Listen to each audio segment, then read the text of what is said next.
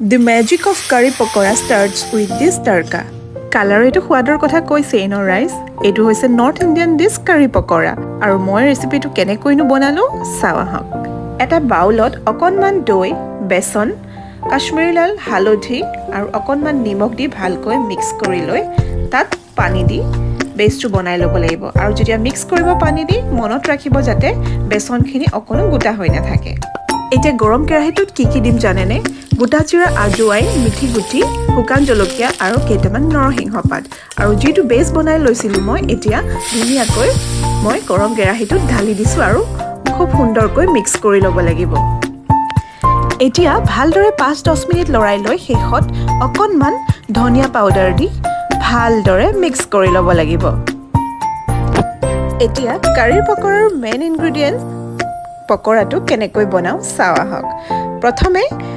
চপ কৰি লোৱা পিয়াজখিনিত অকনমান হালধি আজুৱাইন কাশ্মীৰী লাল নিমখ আৰু অকনমান বেকিং লগতে বেসনটো দিবই লাগিব সকলোৱে জানেই আৰু বেসনটো কিন্তু অকনমান কম পৰিমাণে দিব লাগিব যেহেতু পিয়াজ বেছি আৰু তাত ভালকৈ এইখিনি মিক্স কৰি অকনমান পানী দি